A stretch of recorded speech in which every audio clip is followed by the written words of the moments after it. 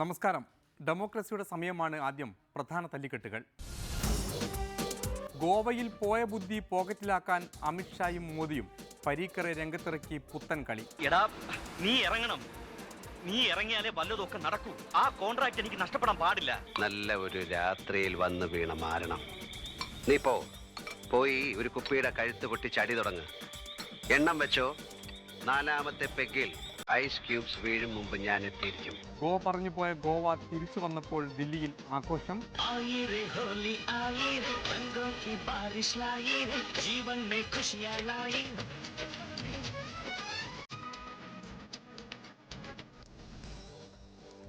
KPCC-യിൽ നിന്ന് ഉയരുന്ന കറുത്ത പുകയ്ക്ക് ശമനം വരുത്താൻ തന്ത്രങ്ങൾ മെനഞ്ഞ് നേതാക്കൾ. അദ്ദേഹത്തെ മാറ്റണമെന്നോ അല്ലെങ്കിൽ അദ്ദേഹത്തിനെതിരായോ ഈ കഴിഞ്ഞ കുറേ കാലങ്ങളായിട്ട് യാതൊരു കാര്യവും സംഘടനയ്ക്കകത്ത് നടക്കുന്നില്ല.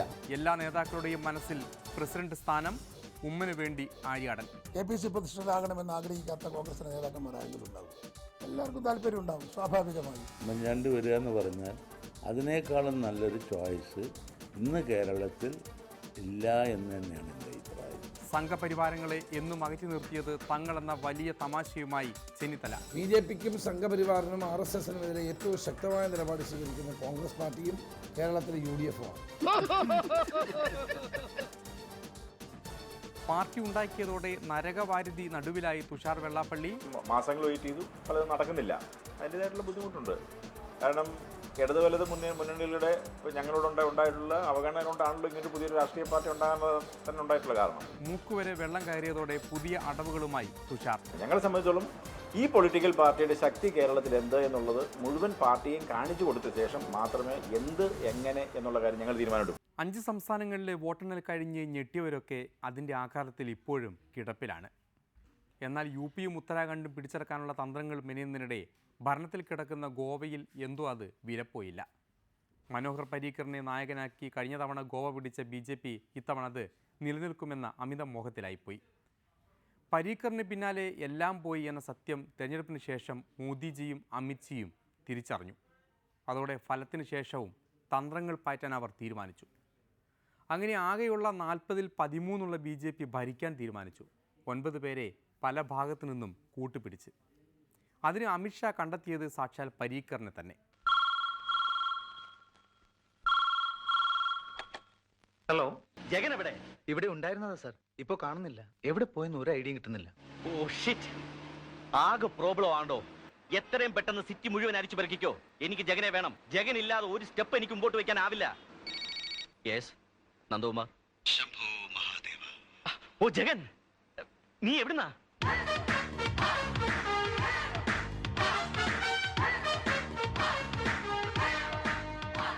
ഇന്ന് രാത്രി എന്നെ ജീവനോടെ കണ്ടില്ലെങ്കിൽ നീ ഉറങ്ങില്ല എന്നറിഞ്ഞു. എടാ, നീ എവിടുന്നാ? ഒരു വലിയ പ്രോബ്ലം ഉണ്ട്. എടാ, ഞാനേ നമ്മുടെ ഡെൻമാർക്കൻ എറിക് ജോൺ ഇല്ലേ, ആ വയലിനിസ്റ്റ് വട്ടൻ, അവനിന്ന് മണാലിയിൽ നിന്ന് വന്ന് ചാടി ഒരു കെട്ട് നല്ല അമരൻ ചലസമായിട്ട്. ഞാൻ അങ്ങോട്ട് വെച്ച് പിടിക്കുക. ഓൺ ദ വേ ഞാനൊരു ഫ്രണ്ടിനെ മീറ്റ് ചെയ്തു. ഞങ്ങൾ ചെറിയൊരു ഡിസ്കഷനില്ല ഒഴികെ. അത് കഴിഞ്ഞ് ഗസൽ കേൾക്കാൻ പോകുന്നു ഹബീബുള്ള സ്ട്രീറ്റിൽ. കിഷൻ മാഥൂർ പാടുന്നു. നീ വരുന്നോ? എടാ, നീ എന്നെ ഭ്രാന്ത് പിടിപ്പിക്കരുത്. ഞാൻ ആകെ തീ പിടിച്ച അവസ്ഥയിലാ. അതിന് ചരസ ബെസ്റ്റ്.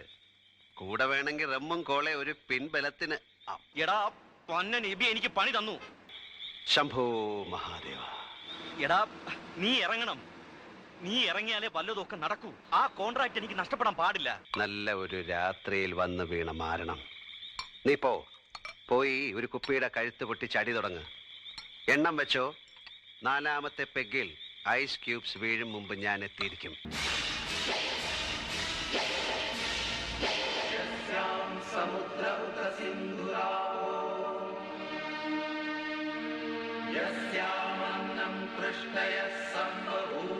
കേന്ദ്രത്തിലെ ബുദ്ധിരാക്ഷസന്മാരുടെ തീരുമാനപ്രകാരം ഗോവയിലെത്തിയ പരീക്കർ എല്ലാം ശരിയാക്കിയ മട്ടാണ്. കാലുകുത്തിയ പാടെ യോഗത്തിൽ തുടങ്ങിയ പരീക്കർ എല്ലാ പ്രതിസന്ധികളും മറികടക്കുമെന്ന പ്രതീക്ഷയിലാണ് കേന്ദ്ര പുലികൾ. അതോടെ അവർ ആഘോഷിക്കാൻ തീരുമാനിച്ചു. ഏതായാലും ഹോളിയല്ലേ, അങ്ങട് ആഘോഷിച്ച് കളയാം. നിന്റെ ഇന്നത്തെ കളി കൊണ്ട് നമുക്ക് കിട്ടാൻ പോകുന്ന ലാഭം മിനിമം എത്രയാണെന്നറിയാവോ? കോടികൾ. 1ഉം 2ഉം അല്ല, 50 കോടി. 50 crores. എനിക്കിത് ആഘോഷിക്കാം.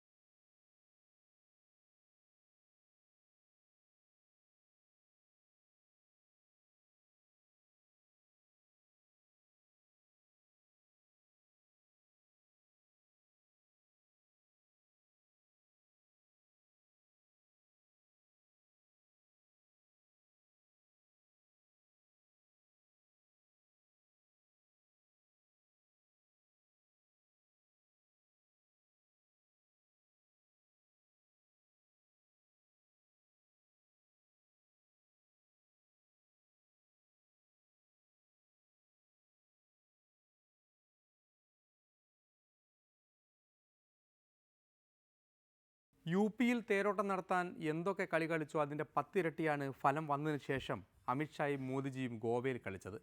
ഒറ്റയ്ക്ക് നിൽക്കുന്ന ചെറു പാർട്ടികളെ ചാക്കിലാക്കിയതിന് പുറമെ സ്വല്പം ജാതിക്കളിയും കത്തോലിക്കക്കാരുടെ പിന്തുണയുള്ള പരീക്കറിലൂടെ. എന്ന് പറഞ്ഞാൽ ജനങ്ങൾ ഭരണവിരുദ്ധ വികാരം കാഴ്ചവെച്ച് ഫലമെഴുതി കോൺഗ്രസിനെ ഗോവയിൽ ഏറ്റവും വലിയ ഒറ്റക്കക്ഷിയാക്കിയെങ്കിൽ വോട്ട് ചെയ്തവരുടെയും ജയിച്ചവരുടെയും തലയിൽ എഴുത്തടക്കം മാറ്റി എഴുതുമെന്ന വാശിയിലാണ് അമിത്ഷായും മോദിയുമെന്ന് ചുരുക്കം. ഇനി കേരളത്തിലേക്ക് വരാം. രാജ്യത്തുടനീളം കോൺഗ്രസ് പിടിവള്ളി കിട്ടാതെ മുങ്ങിത്താഴുമ്പോൾ പിടിവള്ളിയുള്ള കേരളത്തിൽ അത് വീണ്ടും കോൺഗ്രസ്സായി. സുധീരം മുന്നോട്ട് പോയ ആദർശധീരൻ്റെ രാജിയോടെ എല്ലാം തകിടം മറിഞ്ഞു. ഉമ്മൻചാണ്ടിക്കാണെങ്കിൽ സന്തോഷം കൊണ്ട് എന്ത് ചെയ്യണമെന്ന അവസ്ഥയിലാണെങ്കിൽ മറ്റു ചിലർ KPCC പ്രസിഡന്റ് സ്ഥാനത്തേക്കുള്ള കുപ്പായം തേച്ച് മിനുക്കിക്കൊണ്ടിരിക്കുകയാണ്. MM ഹസൻ ഗാന്ധിയാണെങ്കിൽ താൽക്കാലികമായിട്ടെങ്കിലും ആ കസേരയിൽ ഇരിക്കാം എന്ന് പറ്റുമെന്ന ആശയിലുമാണ്. ഈ സംഭവവികാസങ്ങളെ കേരള നേതാക്കൾ വിലയിരുത്തുകയാണ്. KPCC പ്രസിഡന്റ് സ്ഥാനത്ത് നിന്ന് അദ്ദേഹത്തിൻ്റെ രാജി തികച്ചും ആരോഗ്യപരമായ കാരണങ്ങൾ കൊണ്ടാണ്. കാരണം അദ്ദേഹത്തെ മാറ്റണമെന്നോ അല്ലെങ്കിൽ അദ്ദേഹത്തിനെതിരായോ ഈ കഴിഞ്ഞ കുറേ കാലങ്ങളായിട്ട് യാതൊരു കാര്യവും സംഘടനയ്ക്കകത്ത് നടക്കുന്നില്ല. അങ്ങനെ സംഘടനാ പ്രശ്നങ്ങൾ ഇപ്പം നിലനിൽക്കാത്ത ഒരു സന്ദർഭമാണ്. പ്രതീക്ഷിച്ചിരുന്നൊരു സമയമുണ്ടായിരുന്നു. അതൊക്കെ പോയി ശാന്തമായി അന്തരീക്ഷം മുഴുവൻ കാമൻ ക്വയറ്റായി. സംഘടനാ ഇലക്ഷൻ വരാൻ പോകുന്നു. 5 സ്റ്റേറ്റിലെ ഇലക്ഷൻ കഴിഞ്ഞ ഉടനെ മെമ്പർഷിപ്പ് ഡിസ്ട്രിബ്യൂഷൻ ആരംഭിക്കും എന്ന ഹൈക്കമാൻഡിൻ്റെ ഉറപ്പിൻ്റെ പുറത്ത് എല്ലാ ആളുകളും മനസ്സൊന്ന് പരുവപ്പെടുത്തി സംഘടനാ ഇലക്ഷൻ എന്ന ഒരു ലക്ഷ്യത്തിലേക്ക് നീങ്ങുന്ന ഒരു മാനസികാവസ്ഥയിലാണ് കേരളത്തിലെ കോൺഗ്രസ് പ്രസ്ഥാനം. അപ്പോൾ അങ്ങനെ ചിന്തിക്കുന്ന കോൺഗ്രസ്സുകാരൻ്റെ മനസ്സിൽ പെട്ടെന്ന് KPCC അധ്യക്ഷൻ്റെ ഒരു രാജി എല്ലാ ആളുകളെയും അമ്പരപ്പിച്ചിട്ടുണ്ട്. സത്യത്തിൽ അദ്ദേഹത്തിന് വീഴ്ചയിലുണ്ടായ ഒരു പരിക്കുമായി ബന്ധപ്പെട്ട് കുറച്ച് ദിവസം അദ്ദേഹത്തിന് വിശ്രമിക്കേണ്ടി വരും എന്നുള്ളത് ഡോക്ടർമാർ പറഞ്ഞു. അദ്ദേഹം എന്നോട് തന്നെ പറഞ്ഞതാണ്. അപ്പോഴാണ് മലപ്പുറം തെരഞ്ഞെടുപ്പ് ഉൾപ്പെടെയുള്ളത് വരാൻ പോകുന്നു. 22-ാം തീയതിയാണ് ലാസ്റ്റ് ഡേറ്റ് ഓഫ് നോമിനേഷൻ.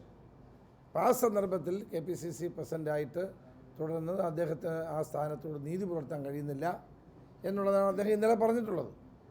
അപ്പോൾ അതിന് വേറൊരർത്ഥം കാണണ്ട. ഞാൻ അദ്ദേഹത്തോട് റിക്വസ്റ്റ് ചെയ്തതാണ് അത് മാറി തൽക്കാലം വൈസ് പ്രസിഡന്റ് ചാർജ് കൊടുത്തോ മതി എന്ന് ഞാൻ പറഞ്ഞതാണ്. പക്ഷെ അദ്ദേഹം തൻ്റെ മനസ്സാക്ഷി അനുസരിച്ചൊരു തീരുമാനമാണിത്, പിന്നോട്ട് പോകാനില്ല എന്നാണ് അദ്ദേഹം പറഞ്ഞത്. പിൻവലിപ്പിക്കാനൊക്കെ പലരും ശ്രമിച്ചിരുന്നു. അദ്ദേഹത്തിൻ്റെ വ്യക്തിപരമായ ആരോഗ്യവും ഓടാനുള്ള യാത്ര ചെയ്യാനുള്ള ബുദ്ധിമുട്ടുമാണ് അദ്ദേഹം പറഞ്ഞ 2 കാരണങ്ങൾ. അതൊരു യാഥാർത്ഥ്യമാണ് ഒരു പരിധിവരെ. അപ്പോൾ എന്തായാലും അദ്ദേഹത്തിൻ്റെ രാജി പാർട്ടി അംഗീകരിക്കും. പുതിയ സംവിധാനത്തെക്കുറിച്ചിട്ട് ഹൈക്കമാൻഡ് അതിനെക്കുറിച്ച് സീരിയസ് ആയ ചർച്ച അടുത്ത ദിവസങ്ങളിൽ ആരംഭിക്കും. KPCC പ്രസിഡന്റ് സ്ഥാനത്ത് നിന്ന് രാജിവെച്ചാലും VM സുധീരൻ കേരളത്തിലെ കോൺഗ്രസിൻ്റെ മുന്നണിയിലും UDFിൻ്റെ മുന്നണിയിലും ഉണ്ടാകും. അദ്ദേഹം കൂടുതൽ സജീവമായിട്ട് തന്നെ ഉണ്ടാകും. സുധീരൻ രാജിവെക്കണം എന്ന് പറഞ്ഞവർ പോലും ഇപ്പം വേണ്ട എന്ന് പറയുന്നിടത്ത് കേരളത്തിലെ കോൺഗ്രസ് രാഷ്ട്രീയത്തിൻ്റെ അകത്ത് ഒരു സമവായം കടന്നു വന്നിരിക്കുന്ന ഒരു ചുറ്റുപാടിലാണ് ഈ രാജി. അതുകൊണ്ടാണ് രാജിക്കുള്ളൊരു പ്രത്യേകതയും. പക്ഷേ ഞാൻ വിശ്വസിക്കുന്നു വളരെ സമർത്ഥനായ, വളരെ തീക്ഷണശക്തിയുള്ള, വളരെ ഉയർന്ന രീതിയിൽ ചിന്തിക്കുന്ന ഒരു രാഷ്ട്രീയ നേതാവാണ് സുധീരൻ എന്ന് അദ്ദേഹം ഈ തെരഞ്ഞെടുത്ത ഈ സമയത്തിൻ്റെ ഉചിതമായ സമയത്തിൻ്റെ സാഹചര്യം വെച്ചുകൊണ്ട് ഞാൻ അദ്ദേഹത്തെ വിലയിരുത്തുന്നത് അങ്ങനെയാണ്. ഈ രാജി അദ്ദേഹത്തിൻ്റെ വ്യക്തിപരമായി അദ്ദേഹം എടുത്തൊരു തീരുമാനമാണ്. പിന്നെ അദ്ദേഹം KPCC പ്രസിഡൻ്റായി 3 വർഷക്കാലം നല്ല പ്രവർത്തനമാണ് കാഴ്ചവെച്ചത്. അദ്ദേഹത്തിനെ കൊണ്ട് കഴിയാവുന്ന നല്ല പ്രവർത്തനം കാഴ്ചവെച്ചിട്ടുണ്ട്.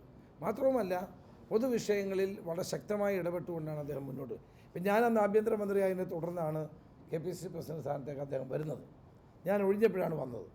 പക്ഷേ ആ 3-3.5 വർഷക്കാലം നല്ല നിലയിൽ പാർട്ടിയെ മുന്നോട്ട് കൊണ്ടുപോകാനാണ് അദ്ദേഹം ശ്രമിച്ചിട്ടുള്ളത്. പിന്നെ കോൺഗ്രസ് പോലെ ജനാധിപത്യ പാർട്ടിക്കകത്ത് അഭിപ്രായ വ്യത്യാസങ്ങളൊക്കെ ഉണ്ടാകും. അത് പുതിയ കാര്യമൊന്നുമല്ല. നിശ്ചയദാർഢ്യം എന്ന് പറയുന്നത് അയവില്ലാത്ത സമീപനം എന്നാണ് അതിൻ്റെ അർത്ഥം. ജനാധിപത്യ സംവിധാനത്തിൽ രാഷ്ട്രീയ പ്രവർത്തന ശൈലിയിൽ അയവുള്ള സമീപനത്തിനെ പാർട്ടിയെ മുമ്പോട്ട് കൊണ്ടുപോകാൻ സാധിക്കും. അയവില്ലാത്ത സമീപനത്തിന് ഒരുപാട് ദോഷങ്ങളുണ്ട്. അല്ല ചെന്നിത്തല സാർ, K. സുധാകരൻ്റെയും K. മുരളീധരൻ്റെയും ഒക്കെ പേര് ഈ സ്ഥാനത്തേക്ക് ഉയർന്നു കേൾക്കുന്നു. താങ്കളുടെ ശ്രദ്ധയിൽപ്പെട്ടോ അത്? ആര് പ്രസിഡന്റ് ആകണം എന്നുള്ള കാര്യം കോൺഗ്രസ് ഹൈക്കമാൻഡ് ബന്ധപ്പെട്ടവരുമായി ചർച്ച ചെയ്ത് ഒരു തീരുമാനമെടുക്കുക. അതിപ്പോൾ നമ്മുടെ അധികാരപ്പെടുത്തിപ്പെട്ട കാര്യമല്ല. കോൺഗ്രസിൻ്റെ അകത്ത് KPCC അധ്യക്ഷനാകാൻ സാധ്യതയുള്ള കഴിവുള്ള ഒരുപാട് നേതാക്കന്മാരുണ്ട്. കോൺഗ്രസ് പ്രസ്ഥാനത്തിന് നേതൃത്വം കൊണ്ട് സമ്പന്നമാണ്. പ്രസിഡന്റ് ആകാൻ അർഹതയുള്ള എത്രയോ ആളുകൾ പാർട്ടിക്കകത്തുണ്ട്. അതിൽ ആര് വേണമെന്ന് തീരുമാനിക്കുന്നത് ബന്ധപ്പെട്ട വ്യക്തികളല്ല, ഇത് പാർട്ടി നേതൃത്വമാണ്. അപ്പോൾ ഹൈക്കമാൻഡിൻ്റെ മുമ്പിൽ കേരളത്തിലെ എല്ലാ നേതാക്കന്മാരെക്കുറിച്ചും ഒരു കൃത്യമായ ഒരു ധാരണ നേതൃത്വത്തിനുണ്ട്. അതിൻ്റെ അടിസ്ഥാനത്തിൽ കോൺഗ്രസിൻ്റെ കഴിഞ്ഞകാല കീഴ്വഴക്കം ഹൈക്കമാൻഡിൻ്റെ വാക്കുകൾ അവസാനത്തെ വാക്കാണ്. അത് സ്വീകരിക്കുക എന്നതാണ് നമ്മുടെയൊക്കെ ഉത്തരവാദിത്വം. അല്ല, കേരളത്തിലെ കോൺഗ്രസിനകത്ത് പുതിയ പ്രസിഡന്റ് ആരാണെന്ന് തീരുമാനിക്കാനുള്ള പൂർണ്ണ അധികാരം ഹൈക്കമാൻഡിൻ്റേതാണ്. അവർ ഒരു തീരുമാനമെടുക്കും. KPC പ്രസിഡന്റാകണമെന്ന് ആഗ്രഹിക്കാത്ത കോൺഗ്രസിൻ്റെ നേതാക്കന്മാർ ആരെങ്കിലും ഉണ്ടാവും? എല്ലാവർക്കും താല്പര്യം ഉണ്ടാവും, സ്വാഭാവികമായും. പക്ഷേ അതിൻ്റെ അകത്ത് ആര് വേണമെന്ന് തീരുമാനിക്കുന്നത് ഞങ്ങളല്ല. അത് തീരുമാനിക്കേണ്ട നേതൃത്വമാണ്. നേതൃത്വം തീരുമാനിക്കുന്ന തീരുമാനം അത് ക്യാരി ഔട്ട് ചെയ്യുക എന്നുള്ളതാണ് നമ്മുടെ ഉത്തരവാദിത്വം. ഇന്നത്തെ സാഹചര്യത്തിൽ കേരളത്തിലെ കോൺഗ്രസിനെ ഏകോപിപ്പിച്ചു കൊണ്ടുപോകണം. കോൺഗ്രസിൻ്റെ സർവ്വശക്തിയും സമാഹരിച്ചു കൊണ്ടുപോകണം. അടുത്ത വരാൻ പോകുന്ന ഒരു ഉപതെരഞ്ഞെടുപ്പുണ്ട്. ആ ഉപതെരഞ്ഞെടുപ്പിൽ UDFനെ മൊത്തത്തിൽ ഒരേ അഭിപ്രായത്തോടു കൂടി മുന്നോട്ട് കൊണ്ടുപോകണം.